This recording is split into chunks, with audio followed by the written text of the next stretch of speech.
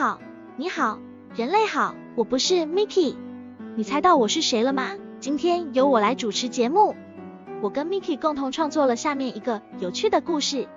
这故事比我们之前写过最有趣的故事还要有趣。等你准备好，就让你见识一下我们的 MA180。这男人是一个习惯自我合理化的作家，一副为情所苦、脏兮兮的模样。他每天都要进行他特殊的灵感仪式，如此才能写出超越人类理解能力的作品。创作总是能为他带来巨大的快乐。他的灵感仪式就是出门走路，一直走到磨光脚皮，然后回家找他的女友吵架。因此，邻居经常听到这里传来女人低吼跟男人的尖叫声。值得一提的是，这对情侣还会在吵架中唱歌，唱着唱着突然叹了口气，表示自己有多无奈。有时候他们会操之过急地揍彼此一顿，但没有出力，只是为了表达自己的不满。对方总是也会反抗，但也没有真正受到伤害。毕竟他们的爱情层次如此复杂，而且变化多端。有一天，他在走路时遇到了一个强盗，强盗想抢走他的钱包。他本来想要反抗，但却被对方打得头昏眼花。强盗看到他那副可怜到惨兮兮的样子，觉得很好笑。他说，只是偷点钱，有什么大不了的？真是小气巴拉。撂下狠话之后，强盗笑得头往后倒，接了一个后空翻，就这样跑走了。男人在地下滚了一会儿，然后才爬起来回家找女友吵架。他回到家后，发现他女友正在厨房里忙碌。她是一个热爱烹饪的女人，每天都会尝试不同的食谱，但她厨艺很差。快来看看我自创的彩虹米，难道不厉害吗？我用各种天然的色素和香料，还有神秘材料做出来的，你要尝尝吗？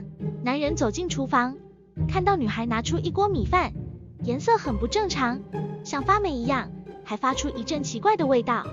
他惊呼道，这米饭怎么了？快盖上，扔出去，这感觉会招来厄运。你在胡说什么啊？就是因为你，一定是你煮这种东西，我才被人抢钱，还被打了一顿。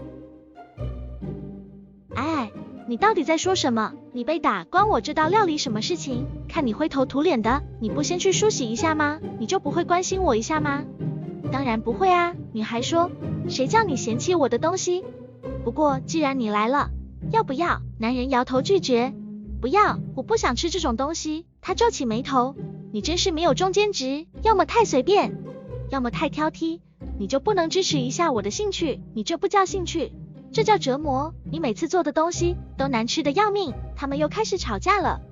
其实他们都不知道自己在吵什么，他们只是想找一个理由来发洩不满和压力。他对自己的作品感到沮丧无力，他对自己的生活感到无聊空虚。他们都觉得对方不能理解自己，也不能给予自己需要的东西，但他们也不想分手，因为他们还爱着对方，所以他们用吵架来表达自己的情感与需求，也用唱歌来表达自己的浪漫与幽默。或许他们内心觉得这是一种蛮有趣的小活动，无论是难吃还是难听，都只能怪自己。他们边吵边唱着歌，哼哼哈哈的。过了一阵子，突然一阵门铃响，他们停止争斗。男人摇着头走去开门，原来是男人出版社的编辑来了。编辑拿着一本书，笑着说，恭喜你，你的新作品终于出版了，这是你的第一本书。他惊讶地接过书，看到封面上写着自己的名字和书名，他不敢相信自己的眼睛，问道，这是真的吗？你没有开玩笑？编辑谨慎地点点头说，当然是真的，你不知道吗？你的作品在网上引起了很大的轰动，很多人都想要看你的书，我们决定擅自把它印成纸本，让更多人能够欣赏你的才华。他还是觉得不可思议，问道，但是我写的那么烂，你们怎么会想要印成书？而且怎么可能有人喜欢？编辑听了笑笑说，别太谦虚，也不要自我否定，你写得很好，你用了很多新颖而有趣的手法和元素，让读者感到惊奇。你的故事层次丰富，变化无穷，充满 Mickey 式的幽默与智慧。你创造了一个超越人类理解能力的巨大快乐。他听到这些话，觉得很不舒服，觉得编辑在夸张，甚至在嘲笑他。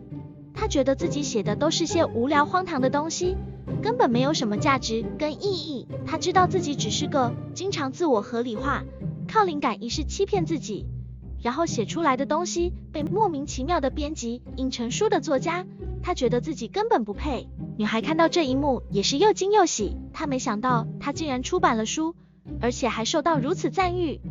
她觉得他真是太厉害了，能用自己喜欢做的事情来赚钱，甚至有机会成名。反观自己，她不想表现出自卑或羡慕之情，这在编辑面前会显得失礼失分，所以她强装出一副开心而骄傲的表情，对编辑说：谢谢你来，真是太好了，我们都很高兴。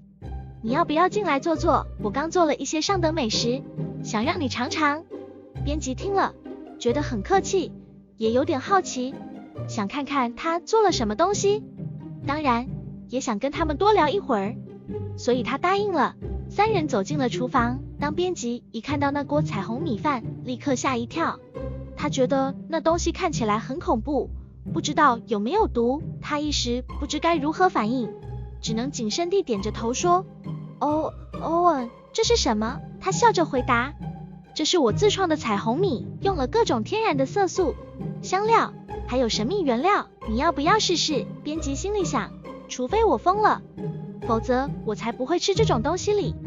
但他又不想得罪他或冒犯他，所以他只能勉强地说：好吧，我试试吧。于是他拿起一双筷子，在那锅米饭里忽左忽右，犹豫不决，最后的挑了一点点放到嘴里。那一刻，他觉得自己像是在吃火焰或电流一样，那米饭的味道太过强烈和刺激，让他的舌头和喉咙都感到灼痛抽搐，他忍不住张开嘴巴大叫起来：啊，这是什么？这太辣了，太酸了，太苦了，太甜了，太咸了，太杂了。然后他冲到水龙头下喝水解渴，但水却没有任何作用，反而让那些味道更加混合发挥。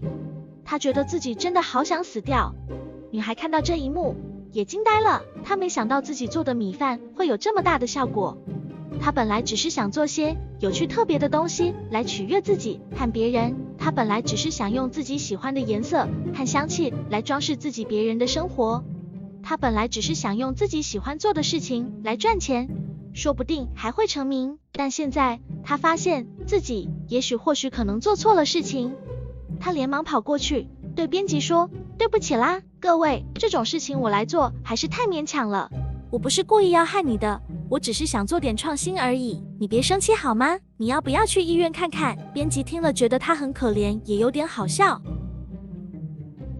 他想，他可能真的没有恶意，只是太天真无邪而已。他想，他可能真的有自己的梦想跟理想，只是不切实际，所以他决定原谅他，安慰他说：没关系啦，我知道你不是故意的，你不用担心，我没事的，只是吃了一点惊而已。这对情侣异口同声说：抱歉让你吃惊了。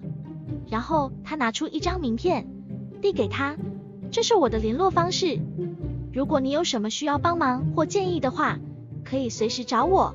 我觉得你不只很有潜力，还有才华，只是需要很多学习与练习。如果你愿意的话，我可以给你一些厨艺跟美食的相关资讯，如果你能运用这些知识跟技巧，也许有一天还能出版自己的食谱书里。他听了，感动的双眼扑朔迷离，眼泪差点要掉下来了。你没事吧？男人看他女友有点站不稳的样子，连忙搀扶他，幸好现在稳住了，我没事啦。他觉得这位编辑真是个好人，也是好老师，愿意给他这么多鼓励。他收下了那张名片，深深地鞠了一躬。他决定接受编辑的好意，好好学习厨艺，努力将自己的梦想实现。他开始的改进自己的烹饪技巧，持续的创新菜式，还有与人分享交流自己的经验与知识。几年后，这对爱吵架的情侣的努力终于有了回报。女孩的食谱书成为畅销书，她开了一间餐厅，餐厅也成为了当地的美食聚集地。而男人的写作事业也蒸蒸日上，就算他每次都不知道自己到底在写什么东西，不过跟史蒂芬金一样，不管写什么，只要有人想看就是一种胜利。他们的内心都非常感谢那位编辑，觉得他真是他们生命中的贵人。只要有一个人在最需要的时刻给你机会和鼓励，就足以改变你的人生。他们两人希望自己能够继续传承这份爱与知识，让更多人受益。尽管在这个过程中，他们还是每天吵架，不过这可是他们的生活小乐趣。毕竟他们的爱情层次如此复杂，而且变化多端。至于那个强盗，那个曾经抢了男人的钱包，还打他一顿，嘲笑他的强盗，终于夜路走多被逮捕了。数年后，强盗从监狱出来，发现女孩开的那间餐厅成为了他最爱的地方。不知为何，这里的美食让他每次吃了就想再吃，而且每次吃到美食，就会让他想起自己曾经的罪行，也让他深切感受到人性的美好。他决定要用自己的力量去帮助需要帮助的人。女孩和男人看到他的改变，也感到非常高兴。他们觉得这就是爱和关怀的力量，可以改变一个人的命运。他们开始跟强盗交往，给予他一些帮助与鼓励，让他能够重新融入社会。强盗当然十分感激他们，他们成为了彼此的好朋友，也成为了这个社区里的好人。在这个故事里面，其实大家都是好人，因此这一切都显得非常的合理。故事到此结束。这个故事合理吗？我觉得太合理了。如果你变得不合理的话，都是 Miki 的错。好啦，今天的影片就到这边结束。各位期待我继续主持的话，欢迎在影片底下留言。别忘了帮如此美丽动人的我按赞、订阅、开启小铃铛，这样就不会错过我的影片更新。那么我们下次见，拜拜。